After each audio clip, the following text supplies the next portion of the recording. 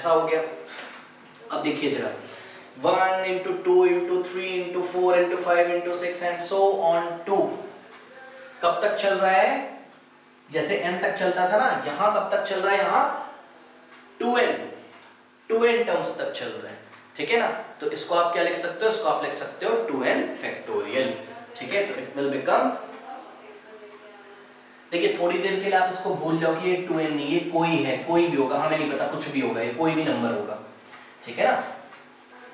तो भाई 1 से लेके कब तक प्रोडक्ट लिया जा रहा है? किसी भी नंबर तक, तो इस नंबर का फैक्टोरियल है, ठीक है। तो ये किसका फैक्टोरियल है? 2n का फैक्टोरियल, ठीक है ना। न्यूमरेटर किसका क्या है? 2n factorial. अब डिनोमिनेटर को देखिए,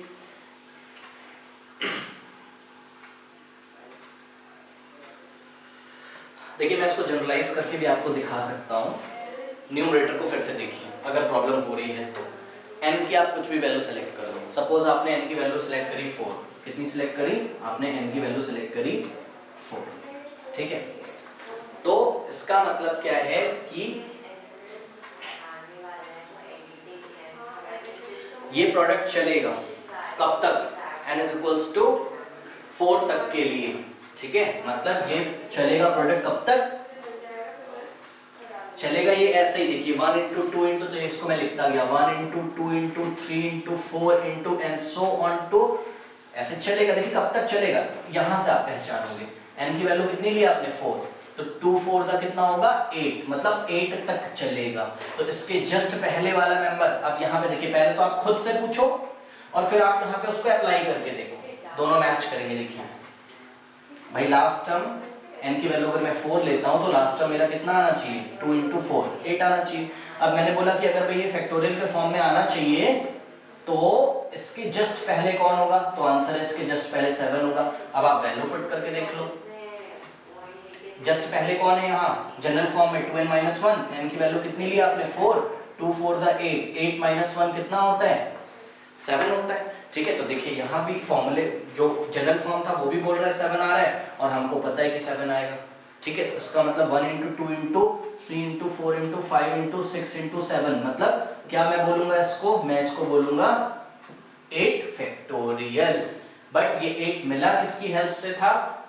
तो आंसर है ये 8 मिला था 2n की हेल्प से, बिकॉज n की वैल्यू आपने कितनी पुट करी थी? 4, ठीक है ना। तो 2n की हेल्प से आपको ये 8 मिला था, इसलिए मैंने जैसे यहाँ 8 फैक्टोरियल लिखा है, मैं इसको क्या लिख सकता हूँ? 2n factorial divided bye. अब देखिए जरा डिनोमिनेटर देखिए, 1 2 3 4, इसी तरीके से 5 6 7 8 9 10 एंड सो ऑन टू कब तक? n तक के प्रोडक्ट को मैं अरेंज कर लेता हूं। तो मैंने लिख लिया 1 into 2 into 3 into 4 into 5 into and so on to कब तक? n times. अब देखिए आपने 1 into 2 into 3 into 4 into and so on to n तक ले लिया, बट देखिए मिस क्या हो गया, क्या छूट गया? ये देखिए एक ये 2, फिर एक ये 2, फिर एक ये 2, फिर एक ये 2, तो देखिए 2 into 2 into 2 into 2 into 2 into 2 कब तक?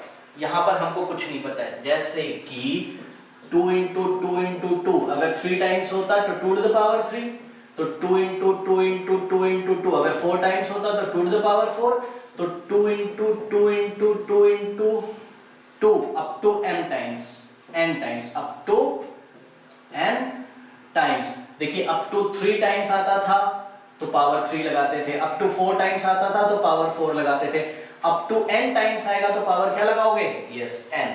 तो इसका मतलब ये हो गया 2 to the power n, ठीक है। अब ये हो गया 2n factorial divided by 2 to the power n, 2 raised to the power n into, देखिए 1 से लेके n तक, 1 से लेके n तक नंबर्स के प्रोडक्ट को आप क्या बोलोगे? n factorial. तो आंसर क्या हो गया? 2n factorial. आंसर हो गया 2n factorial divided by 2 raise to the power n into factorial n।